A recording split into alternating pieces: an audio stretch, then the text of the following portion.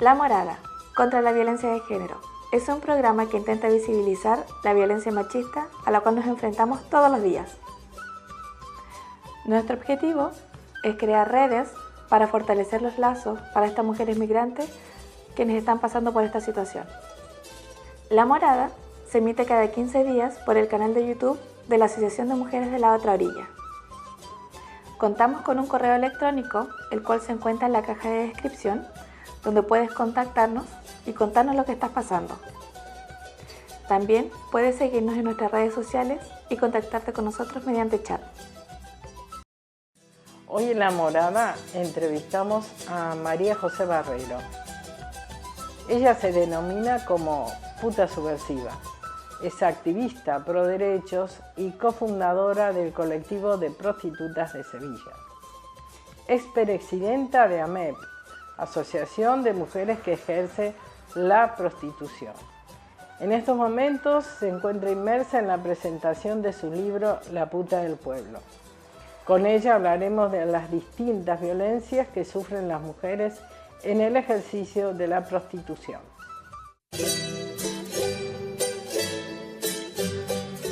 La Morada entrevistamos hoy a María José Barrera. Ella es cofundadora del colectivo de prostitutas de Sevilla, pero tiene una trayectoria de saberes, de aprendizaje que ha plasmado en su último libro. María José, vamos a empezar, como se dice, desde un principio. ¿Cómo es tu historia? ¿Cómo comienzas a darte cuenta de que tenías que luchar por tus derechos? ¿Cómo sales de tu pueblo? Un poco quiero que me cuentes todo y todas las violencias que vas viviendo en tu vida, ¿no? Bueno, pues yo nazco en un pueblo de aquí de Las Jarafes, a 20 kilómetros de Sevilla, de San Lucas la Mayor. Bueno, pues yo fui una adolescente de las frescas, de las ligeritas de casco, eh, de las gorfas, ¿no? En aquella época, en los años 90, en un adolescente en los años 90 no se decía entonces la palabra puta, ¿no? Pero más o menos quiere decir lo mismo, ¿no? No solamente yo recibí esa violencia por salirme un poco de la norma, sino que también esa violencia la recibía otras mujeres, simplemente por el hecho de separarse, el hecho de ser lesbiana, el hecho de salirse de eso, pues de salirse de la norma, ¿no? De las mujeres dignas, ¿no? Al fin y al cabo, luego ellas fueron las que nos abrieron camino, ¿no? A otras, ¿no? Pues a conseguir los derechos a la diversidad sexual, a conseguir los derechos laborales que muchas no teníamos, ¿no? Y yo nazco de ahí, nazco de la Casa del Pueblo del PSOE, de las hermandades de las cofradías, y, y empiezo a ser una adolescente porque le gusta la fiesta. Y al gustarme la fiesta, empiezo a consumir también drogas, me caso. Antes de consumir drogas, me caso. Tengo un niño, eh, me separo y bueno, pues al separarme empieza el conflicto, ¿no? O si te vas a casa de tus padres en aquella época también era como que los abuelos se hacen cargo de tus hijos, dejas de ser madre, te conviertes otra vez en hermana. Y luego mi crianza siguió pues cuidando a mis hermanos, trabajando en una tienda con mi madre y teniendo poco disfrute y poca vida en aquella edad. Luego pues me casé, tuve a mi hijo como ya te he dicho, me separé, empecé a consumir droga, a partir de ahí pues ya te invitaban a la fiesta, ¿no? Cuando tú te pensabas que te invitaban y eso no era una invitación porque luego había que pagarlo. Mm, Yo en el libro les digo a las mamaditas de cortesía.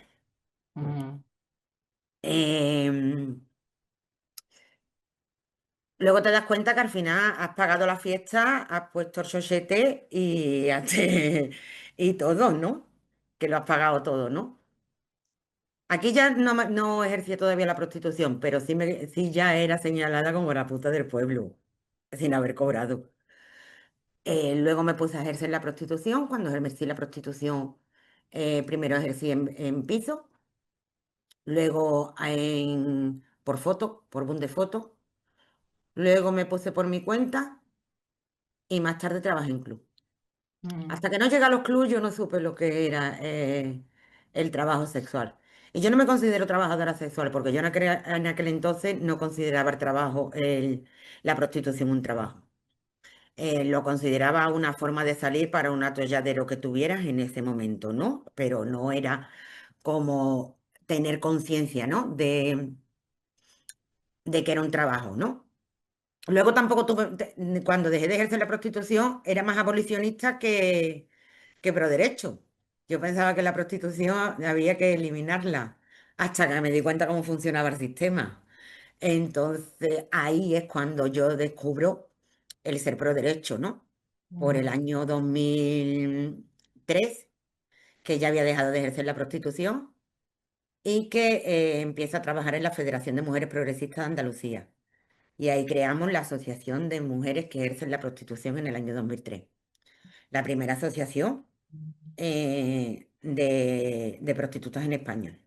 mm, No teníamos conciencia ninguna, ni conciencia política, ni de clase, ni de nada. Lo que teníamos una mala leche de AUPA, pero nada más. mm, A través de pues a través de la Federación de Mujeres Progresistas vi cómo funciona la industria del rescate. Fui partícipe de cómo funciona la industria del rescate. Conocí la peregrinación del pobre. Yo antes no había conocido la peregrinación del pobre y en este caso tampoco lo conocí en mis carnes, sino en las carnes de otras personas. Y fueron las compañeras migrantes, lo mismo que cuando llegué al club. Cuando llegué al club yo me di cuenta que todas no teníamos los mismos derechos, mejor dicho, que no había derecho, pero que encima de todo otras tenían menos derecho todavía. Por eso yo siempre hablo de los privilegios. Yo puedo ser prostituta, trabajadora sexual, trabajar en el mismo club, pero yo no tengo los mismos privilegios que tiene una compañera migra en situación irregular, ejerciendo en el mismo club. Aunque nos paguen al 50%, nos paguen por hospedaje, aunque paguemos por el 50% las copas, nunca, nunca va a tener el mismo privilegio que he tenido yo. Y ahí fue cuando me destrozó un poco el tema. Ahí yo yo creía que con las primeras redadas que venían, las primeras redadas en las que yo estuve, yo creía que realmente venían por víctimas de trata. Yo pensaba que se llevaban a las compañeras que eran víctimas de trata. Lo que pasa es que como yo, como privilegiada que era blanca, pues yo me iba al día siguiente del club. Cuando se ha montado todo el pollo, yo me voy. Y lo que yo no me daba cuenta es que las compañeras, después de 72 horas retenidas en comisaría, volvían otra vez al club. Esa me enteré después de dejar de ejercer y a través de las compañeras que llegaron a la Asociación de Mujeres que Ejercen la Prostitución. En aquella época también estuvo la regularización extraordinaria de Zapatero, donde las prostitutas no se podían regularizar. No había ninguna forma donde se pudieran regularizar las prostitutas. Y ahí fue cuando pues las compañeras migradas otra vez me iluminaron el camino al ver los pedazos de cola que se formaban en la puerta de la federación, ¿no? Buscando información y todo y qué documentación era la que necesitaban para poder acceder. Yo pregunté que si para las trabajadoras sexuales, para las prostitutas, que entonces mi lenguaje era ese antes, había algo. Y me dijeron que no, digo, ¿cómo que no? Si las compañeras migrantes que están aquí en la puerta lo hacen como trabajadoras del hogar, nosotros tenemos un chorro de viudos que hay que limpiarle la casa, que nosotros lo vamos a hacer también por trabajadoras del hogar. Y conseguimos 150 clientes que nos firmaron. Las compañeras, lo mismo que las compañeras trabajadoras del hogar y de cuidado y de otros servicios, ¿no? Hicimos lo mismo, ¿no? Se paga un como era, un empleador te garantizaba las 20 horas de trabajo con ellos, otro empleador te garantizaba las otras 20 horas y tú luego te pagabas la seguridad social y todas las cosas de estas, pues gracias a ello conseguimos 75 compañeras que pudieran estar en situación regular, ¿no? Y además eran compañeras que llevaban hasta 7 y hasta 12 años sin ver a sus hijos. A través de ello, pues pudimos también ser partícipes de la regularización extraordinaria y poder agrupar a 30 niños. Eh, no teníamos conciencia, pero sí teníamos mala leche. No sabíamos dónde estábamos, ni sabíamos lo que era la abolición, ni la regularización, ni lo que era pro derecho, pero sí sabíamos que lo que hacían con nosotros era injusto. Mm. Eh, yo a partir de ese momento dije, yo no estoy de acuerdo con la prostitución, pero yo no quiero que ninguna de mis compañeras ejerza la prostitución en las mismas condiciones que yo. Y yo soy una privilegiada. María José, tú sabes que tuviste que andar un camino, ¿no? Un camino para darte cuenta en qué punto estabas, porque no todo el mundo se da cuenta que es una privilegiada, simplemente por ser blanca y europea. Totalmente, pero no solamente por ser blanca y europea. Aquí también las hay. Es decir, en mi mismo barrio, las compañeras, por ejemplo, de las 3.000 viviendas, muchas compañeras de las 3.000 viviendas que no son trabajadoras sexuales han tenido que poner la dirección de mi casa, que es en el barrio Amate, porque teniendo la dirección de su casa simplemente por el barrio donde vive, aunque tengan más estudios, no la llaman para trabajar, simplemente por el barrio. Es que no nos damos cuenta de los privilegios que de todas maneras estando en el mismo territorio, también te tienes que dar cuenta de tus privilegios. Por ejemplo, eh, yo con otra compañera trabajadora sexual, yo me tengo que tener en cuenta que mis privilegios es conocer a muchas de vosotras y muchas de otras que saben otras cosas con otros saberes, eh, para yo poder delegar muchas de las situaciones y derivar muchas de las situaciones que pasan. Mis compañeras no tienen el privilegio de conocer, no tienen el privilegio de que la escuchen, ni de ser escuchada, ni de ser aliada. Durante los años en que estuviste trabajando en pisos o en clubes, ¿qué tipo de violencia recibías y cuáles te dolían más? Yo recibí más violencia fuera de la prostitución que dentro de la prostitución. Yo el primer día que entré al piso que te estoy diciendo por Boom y me tocó el primer cliente, me preguntan, ¿tú qué servicio haces, no? Y yo digo, ¿cómo qué servicio hago? Sí, si haces sexo oral, si haces penetración anal. Ah, pero aquí se puede elegir, porque yo en mis relaciones no elegí. Es muy fuerte decir que la primera vez que yo me sentí libre fue la primera vez que yo cobré. La primera vez que fui a drogarme y me lo pagué yo. Y me fui a mi casa yo sola. Y al día siguiente el puchero también estaba puesto. Ese día es sentirte económicamente libre en todos los sentidos. Es que no es una... La libertad económica es muy importante para todas las mujeres. Y muchas mujeres tienen que usar su cuerpo porque tienen que hacer uso de su cuerpo para mantener ciertos derechos, que no es ni un privilegio, que es un derecho. Por ejemplo, ¿cuántos matrimonios hipotecados hay? Que el matrimonio está muerto, pero que están conviviendo por una hipoteca. A nosotras nos dicen, es que no concibimos el sexo sin amor, perdona. En la prostitución, perdona. Tú le has preguntado a cada mujer de un bloque a ver cuántas veces se acuesta con su marido y cuántas veces lo hace por amor, por queriendo o porque o cuántas mujeres fijen en la cama para que se termine ya, o cuántas mujeres maltratadas a pesar de todas las leyes que hay.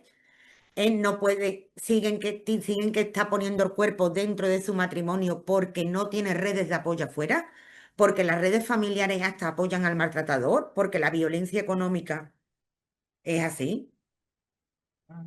Por eso yo lo que lucho, Nora, no es solamente para que nosotras tengamos derechos ejerciendo el trabajo sexual. Es para que haya alternativas laborales para que las mujeres no tengan que ejercer trabajo sexual para llegar a fin de mes. Es porque, porque ninguna mujer tenga que acceder al trabajo sexual por problemas de que otros trabajos no le paguen, no le cubran no le cubran lo que tienen que pagar en su casa. Que es que no tenemos unos trabajos feminizados, que la mujer, que la prostitución era la última alternativa en los años 90, que hoy la prostitución es un derecho, es una manera laboral en la cual se entra, que se participa de muchas formas. Una es a través online, otra es en los clubes, otra vez en los pisos. Hay muchas formas de ejercer el trabajo sexual. Y todo trabajo, desgraciadamente, es sexual en las mujeres, porque vendemos capital erótico. Mm. Sí, sí, ¿Eh? sí. Y esto lo hablo yo mucho con el tema de este sufrimiento, ¿no?, que han sufrido nuestras compañeras eh, con la gordofobia, ¿no? Ujú.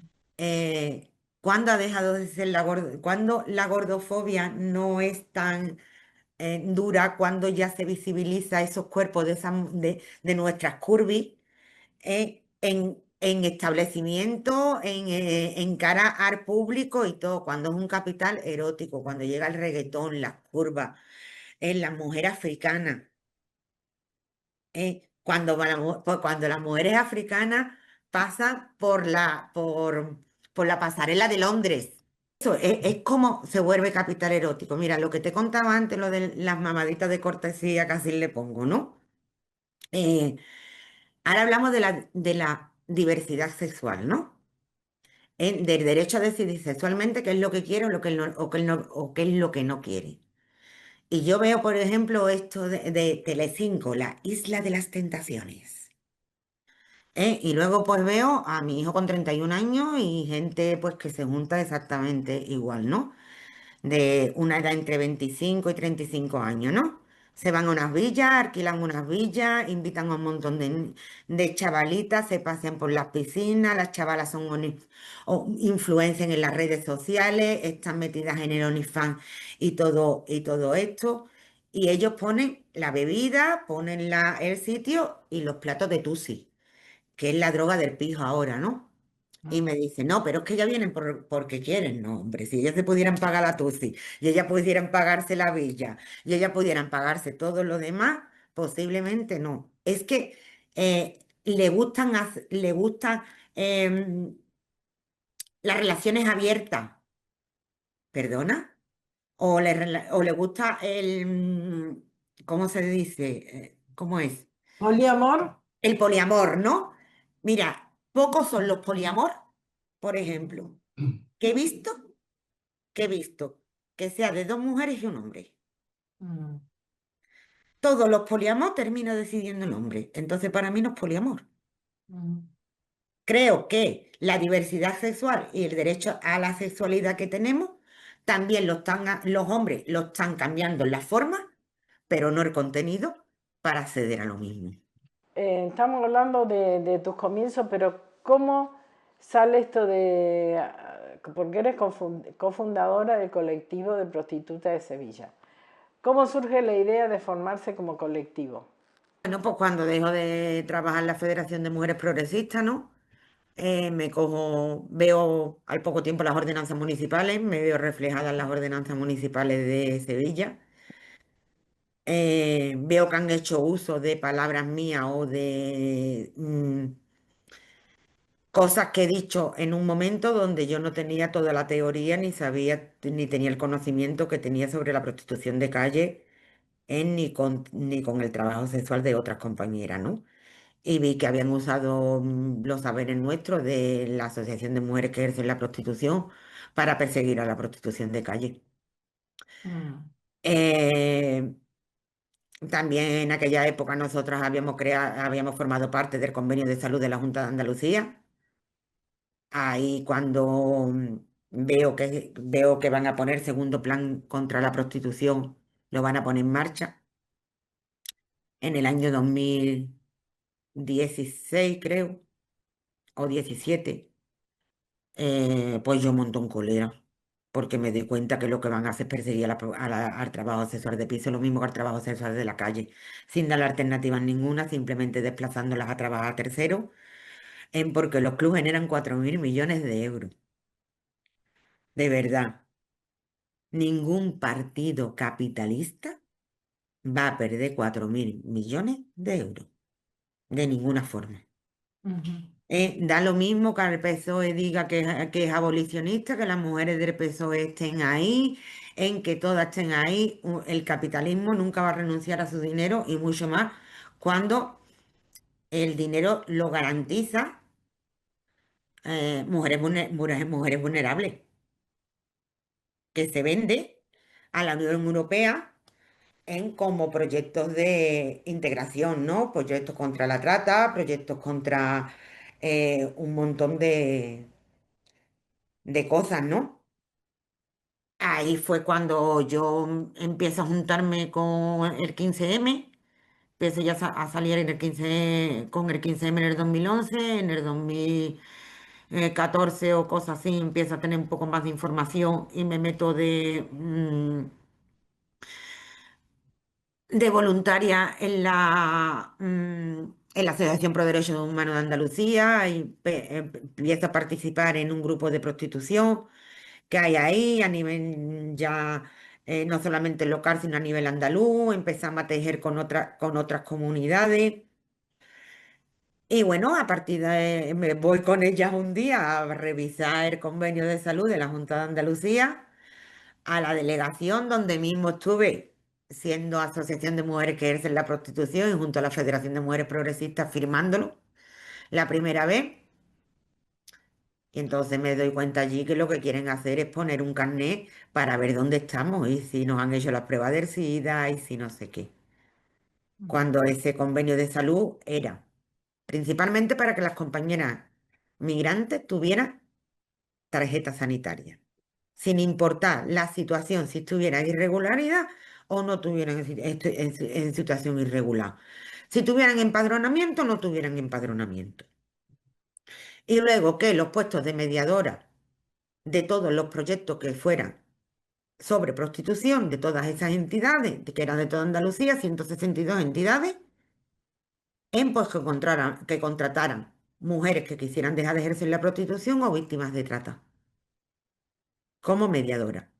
Esos puestos de trabajo nada más fueron cubiertos por dos asociaciones, Victoria Key y la Federación de Mujeres Progresistas de Andalucía, y por ninguna más. Con 14 años de duración, pues ponte que han sido como unos 2.000 y pico puestos de trabajo y te digo solamente un contrato al año, ¿eh? De todo el año. Tú imagínate la cantidad de alternativas laborales que se le daban a un montón de mujeres que no querían ejercer la prostitución. Esto contando ya que tampoco entrábamos para las regularizaciones extraordinarias ni entrábamos absolutamente para nada, que luego cuando mm, eran víctimas de trata era un juicio de 4 años, tenían que demostrar que eran víctimas, tenían que tener un acompañamiento. Luego la mitad de las veces no era por la mitad, no, hasta el 2021 aquí en Sevilla no hemos tenido una sentencia que realmente sea por víctimas de trata. Todo lo que hay es blanqueo de dinero.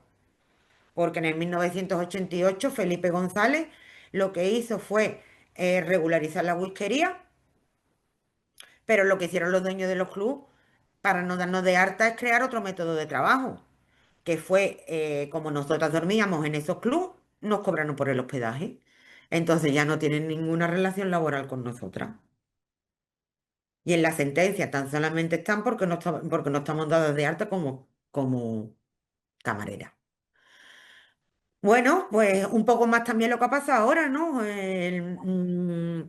Pues después de todo lo aprendido y después de visto lo que veía allí en la consejería, sabiendo que iba a llegar segundo plan contra la prostitución y que le iban a dar caña a las mujeres, iban a perseguir, acosar y multar a las compañeras de piso. Pues dos compañeras que iniciaron conmigo en la Federación de Mujeres Progresistas y iniciaron conmigo a MEP, me dijeron, Mari, te acuerpamos hasta montamos una asociación. Y yo le digo, esto no es como antes, que nos juntamos tres y aquí montamos una asociación. Aquí hay que hacerse una lucha de verdad. Una lucha con los colectivos, una lucha de asamblearia, donde nos reconozca nuestra gente. Y nada, hasta hasta el 1 de mayo me acompañaron ellas, luego ya empezó a juntarse Aris, Jessica, luego aparecieron aliadas, y bueno, ya tú conoces la historia, ¿no? Hemos Ujú. sufrido mucha violencia, eh, y este libro cuenta esto, lo que estoy contando, todo lo mismo que te estoy contando es lo que cuenta este libro. Y este libro cuenta también porque políticamente, porque políticamente hemos tenido una persecución. eh, donde los partidos políticos en esta última campaña electoral, en estas dos últimas elecciones, desde el 2018, tanto en los movimientos feministas, sindicalistas y en todos los lados, el debate, si putas o no putas, eh, no lo hemos creado nosotras, esto lo ha creado un movimiento feminista que lo que quiere es generar conflicto, ¿no? Y luego, pues aquí también me he dado cuenta durante el camino, ¿no? Pues que también hemos entrado nosotros en un espacio que se habla de inclusividad, ¿no? Donde nos creemos que es un feminismo inclusivo, pero que realmente no es un feminismo inclusivo, porque en unos espacios somos sujetos de uso y sujetos de estudio, somos sujetos de uso para la industria del rescate, somos sujetos de uso para las universidades, de estudio para las universidades, para los proyectos y para presentar eh, financiación en nombre de nosotras, ¿no? Y además y para la nuestra somos un sujeto garantista. Nosotros garantizamos la vida de mucha gente. Yo creo que si se convalidaran los estudios de las compañeras racializadas, entonces sí hablaríamos de robo de empleo, ¿eh? Porque precisamente si ustedes tuvieran los estudios convalidados y ustedes estuvieran en estos espacios sociales y recibiendo estos capitales para trabajar de una manera, realmente toda esta gente que muchas veces nos acompaña en muchos sitios y son aliadas para un montón de espacios, serían tan antirracistas, serían tan anticapitalistas, tenían tan de o no. Porque yo creo que el anticapitalismo está mirando solamente de la nariz para arriba. Creo que las bases de los movimientos sociales y del sindicalismo también mira de la nariz para arriba y tan solamente piensa en blanco, no podemos seguir hablando de interseccionalidad, hablando de multiculturalidad, de acuerpamiento, si seguimos pensando en blanco. Y aquí tenemos que dejar de pensar en blanco y no es algo en que es que estamos los blancos preparados para tener un debate. No lo estamos, tenemos la piel demasiado fina. Y encima de todo tenemos que soportar la policía del tono, en que no podamos canalizar nuestra rabia, que no podamos canalizar nuestras heridas. Nosotras, el otro día le conté a Chaima eh, que nosotras somos sentipensamiento, que fuera de nuestra rabia, que fuera, porque nuestra rabia son los dolores de las heridas que hemos pasado. Es decir, nuestra rabia es la que nos hace sentir y pensar. Nosotros pensamos con la boca del estómago y Y sentimos en el corazón. hablando de la boca del estómago, este libro, quería hablar del libro, ¿está hecho con la boca del estómago? Este libro habla, este libro habla desde la rabia, ¿vale? Pero este libro a mí me ha servido para desprenderme del estigma. Este libro me ha servido a mí para no cargar de culpas a otro, para yo liberarme de mis culpas. Para mí este libro es sanador y es mi despedida del activismo puteril. Es el agradecimiento de tantos y tantos saberes que llevo. Es puchero. En los surcos del Camino del Rocío de mi pueblo. Es el Oye, puchero de me hace llorar a mí también, ¿eh? es el puchero de las puertas abiertas de las casas de mucha gente. Son las ollas populares que aprendí de vosotras. Son los potajes gitanos. Es eso. Para mí este libro es trabajar en comunidad, pensar en comunidad. Este libro no es para mí. Este libro es para quien no sabe lo que yo sé. Y este libro es un debate con la izquierda y con el movimiento libertario.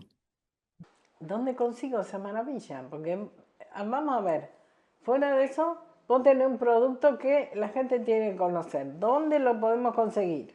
Pues está en la editorial Avenate, en la editorial Traficante de Sueños. Se puede descargar también desde la plataforma de la laboratoria, que son quienes han participado con nosotras.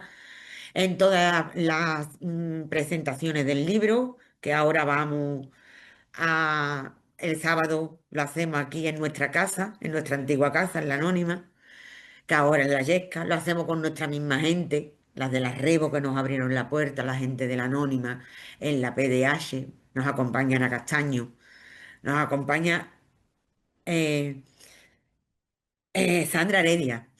Y a Sandra Heredia la traigo para pedirle perdón. Perdón por saber tanto de racializada, por saber tanto de colonización, porque es el feminismo que manda y es el que tienes que saber. Y qué poco sé de mi vecina gitana. Y qué vergüenza me da. Pero más vergüenza me hubiera dado que me hubieran dado una clase online a la carta para meter este libro diciendo que aquí estamos todas. Aquí hay que pedir perdón. Y yo no solamente le pido perdón en el libro, sino que le quiero pedir perdón delante de todo el mundo. Y eso es revisarse. Y la gente no está preparada para revisarse porque revisarse duele.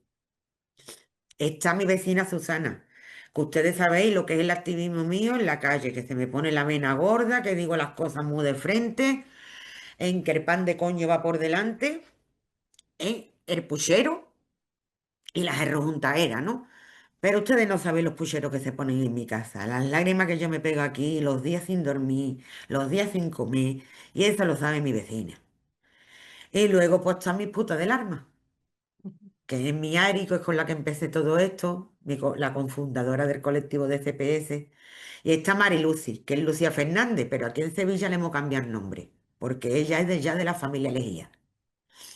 Y pues ella es la puta que yo hubiera querido ser, la trabajadora sexual que yo hubiera querido ser si hubiera estado politizada en ese momento. Y creo que esa es la que muchas deberían de ser. Ya tenemos que ir terminando, María José.